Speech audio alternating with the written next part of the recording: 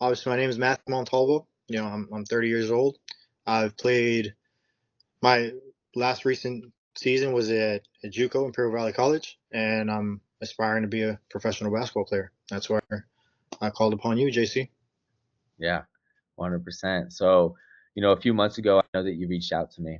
It's actually almost been like 5, 6 months now that we've been working together, and you told me that you wanted to just prepare for any and all opportunities to come. I mean, you are, 30 years young, so you're not the oldest guy in the world, but in terms of basketball age, you are getting older. And so you came to me and you're like, hey, like, what's possible with where my situation is? What are we gonna do? So then, we worked together on a plan and I put you on something. How has the plan been over the past couple of months? So the plan's been great, and if you have any audience who's gonna hear this video, it's there's no BS to the plan. So there's it's no cookie cutter way. It's straight hard nose. Put your head down and you got to work.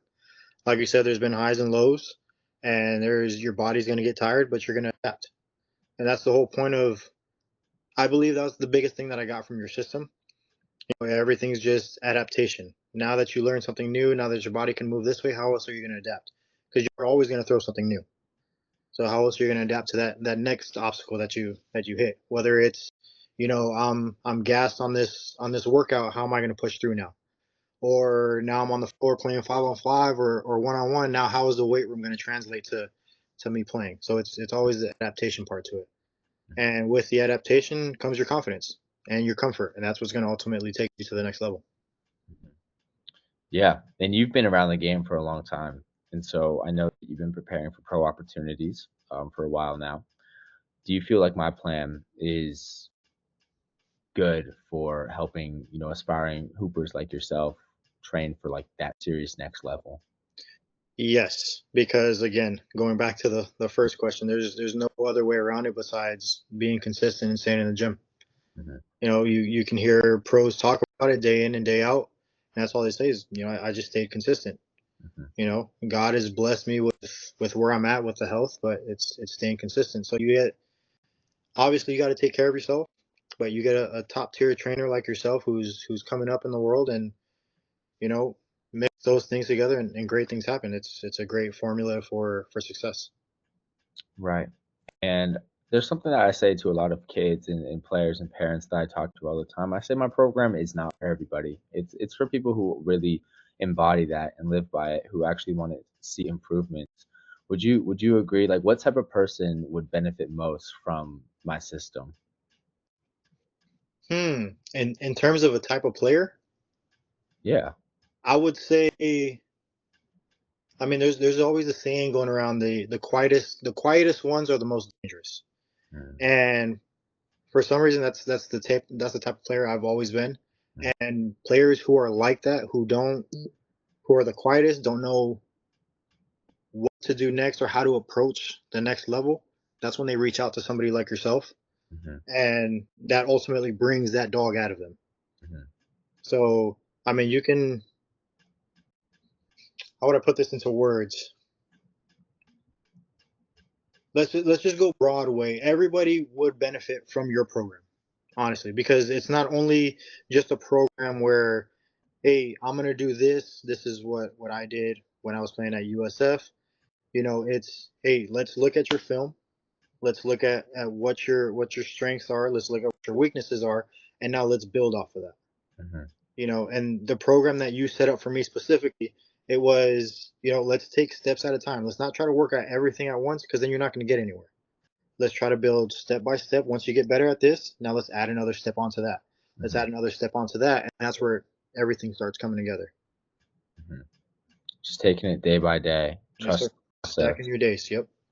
I would say, yeah, there's one more thing I want to ask you about that. I mean, what would you say, in terms of skill development, has been probably the biggest thing you've taken away from my program? Movement. Movement's the biggest thing. Mm, The reason is, I know I suffered a lot of injuries, mhm, ankle wise. I had my knee surgery, and then as of recent, the calf injury. And everything that I go back to is, I'm learning how to move. It's not necessarily, a lot of guys have issues, when they say get low, they want to bend their knees, but it's really sitting into your hips. And I think that's the biggest misconception that everybody has.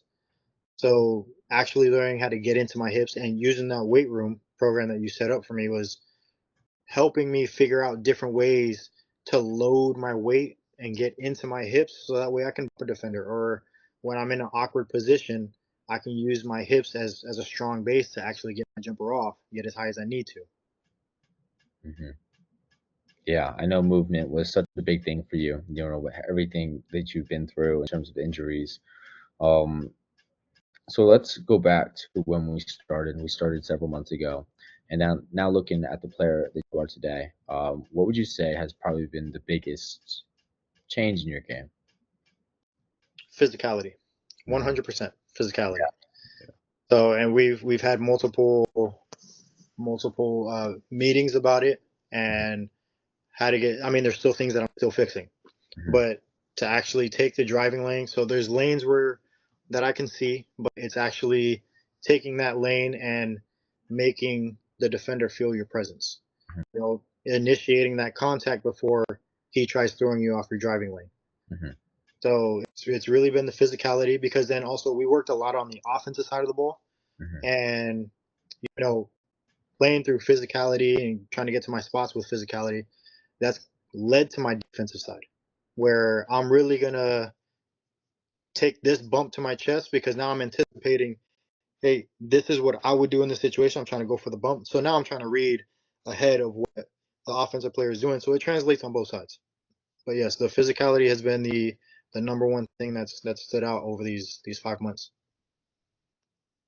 Yeah, 100%. That was probably our biggest focus with you just after the film analysis and everything. Um, so there's a lot that I do with programs like this. You know, I bring a holistic sense to the table. We take a look at, you know, your weight room, movement, athletic ability, skill development, nutrition, and film analysis. Would you say, like, what aspect of this has been maybe the most impactful or you found the most value in? In terms of your program at all, Yeah. I would say in in your program completely, what's been most impactful is how available you are as a trainer.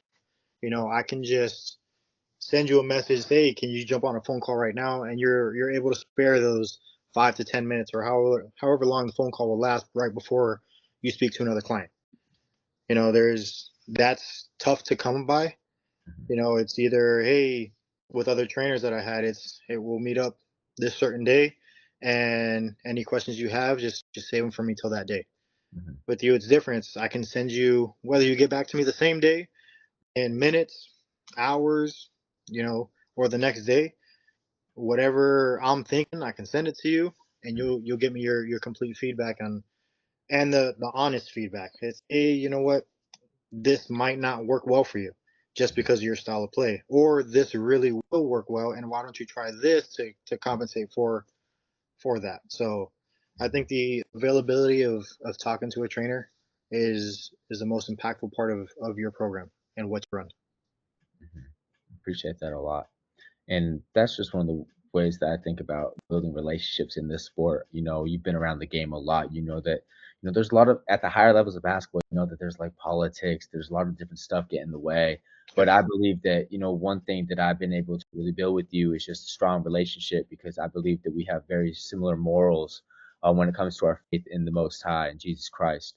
And Amen. so I believe that, how important was it for you to have someone who maybe um, has the same values because that was something I talked about a lot in my content. No, that's the biggest overall outside of basketball, because ultimately basketball doesn't define us. Our mistakes, our successes, none of that defines us, and we're not on this earth to please man. We're here to please him. So he's the only one who can define us, and he's the one who gives us the tools to conquer what we are at least trying to go for, but what's his plan and not our plan.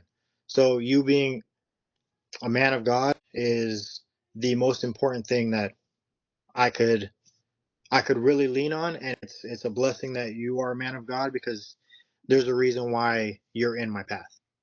So there's a reason why we've connected, and basketball was just an outlet.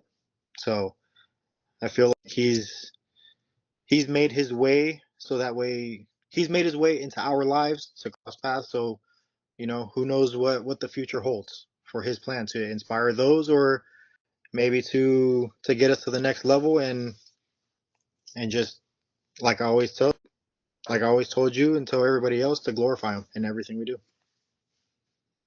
Absolutely, man. And that's just one thing I consider so special about what I've been able to do and work with you, just because um, you know, I'm just thinking about everything with this plan, and we made some great progress, for 3 months consecutively, and then you tore your calf. Hmm. Um, and I know that was just, it felt like heartbreaking at the time. And I remember we were on the phone, we were talking. Um, in moments of adversity, what do you think defines you personally, Matthew? In moments of adversity is, again, I'm gonna go back to my faith. That's Hmm. what that's what ultimately defines me. And it's funny that that's the question you asked, is because that same day I told you, yes, I broke down, I cried when it happened, I was upset, because as soon as I tore it, first reaction, I'm taking off my shoes, I threw them across the gym. Like, this is impossible how this can happen for 3 or 4 days right before a tryout, that I knew I could make an impact. And at the end of the day, that was the devil attacking. He took that opportunity away, and multiple doors opened. Hmm. So that's been the most impactful. And going back to it, the first thing that I told you was, "Hey, this I can't believe this happened." And yes, you had gratitude for me. You felt where I was coming from, but what was it? It was literally, I don't know, 15, 20 minutes after we were exchanging messages, and they're like, "Yo, you know what? It happened. It happened. God's got a new plan. He closes one door to open two doors." And it was the same day that I tore it, same day I was talking to you. We were just like, you know what? Just embrace it. Let's move on. And if it happens, it happens. If it doesn't, then we know it wasn't meant to be. Hmm. So now, we've been building back up. You're pretty much all the way back from that injury. So what's next for you in terms of the opportunities? You mentioned several doors opening. So what's Mhm. next for you, Matthew? So as we talked about, I have the TBL I'm looking at, and I'm in close talks with the coach for San Diego, and I'm not keeping my eyes open just to that organization. Just the TBL in general is what I'm looking at. The G League as well.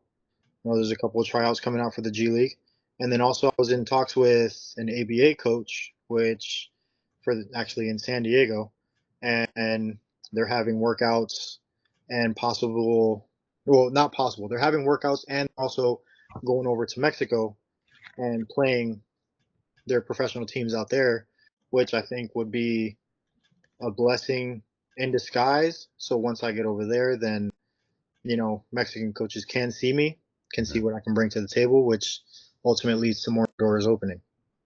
So, Right, right, for sure, man. And I know that we have a lot more work to do, but yes, sir. just sticking to the plan, taking it day by day, and we know that opportunities come when we stay faithful to the process. I guess one more question I have for you. Being that this is an online program, some people are a little bit skeptical about, doing things online, working with Hmm. people over the internet for a good reason. There's a lot of people out in this world, not doing the best, not having the best intentions. What would you say to, a parent or an athlete that might be skeptical of working with me online? Well, whether they're a believer or not, I'm going to say pray about it. And the reason why that's my answer is because I've seen your videos, talking about, do you want to advance? I went from this type of player to playing D1 ball, and your videos have been coming up. It was before I even reached out to you. It was a good three weeks to a month, and I was like, maybe it's a sign, but let me pray about it. Hmm. Let me pray about it. See what's up. See what God tells me, and ultimately just pull the trigger. Hmm. So if you have a good sense of, well, no, if your intuition says something good about who's on the other side of that screen, why not? because after all the coaches I've spoken to, all the scouts, it's you have to invest in yourself, Mhm. you know. And one of the biggest things was that you said was if you don't feel like you're gaining much from this program, then I'll return everything back to you. Mhm. And not many trainers, you know, run that run with that statement. So it's hey, if it doesn't work, then it's basically a win-win. But to those who are watching this interview, or those who are seeing the same ads that I saw once I was scrolling through Instagram, and you even made it to TikTok, Mhm. then there is positivity coming out of this. There is. No matter how you look at it, it's like we talked about, basketball doesn't define you. So it's whether it's networking, you're getting yourself better in the gym, on and off the floor, you're getting stronger. So it's a win-win no matter what, Right. because it's gonna open doors to coaching. It can open doors to training. It can open doors as a player. So no matter how you look at it, and it's also spreading love. You can tell that you love your clients. So spreading love is the biggest thing, and it's one of our main jobs as men of God. 100%. Yeah. And I would say then that, this plan really only works if you commit to it. And Yep. like you said earlier, would you agree with that? Amen. I would definitely say that commitment is the biggest thing, and unfortunately, humans have a big issue of commitment, Mhm. but that's what it takes. It takes your blood, sweat, and tears, and you have to commit to whatever you want. Always. Well, Matthew, I'm super excited about what's to come. As we continue to evolve, as we continue to work together. Hopefully we're going to be meeting in person at the end of this month, early Yep. July, which we'll Yes. talk about more of. But I just want to say thank you for being, an incredible client. You were one of the first ones that I was working with on this plan, my first pro player. And I really appreciate you just sticking to the process and working with me on this. And ultimately, I'm gonna say I'm gonna return the favor and thank you for taking me as your client, because you said I was a first pro player that you worked with, and that can come with a lot of skeptical thoughts. Whereas, hey, I don't know if I want to work, with that, but you ended up taking on the challenge, and has gotten to where we're at today. Hmm. So, and it's again, I'll be grateful for you taking your time out of your schedule and working with me.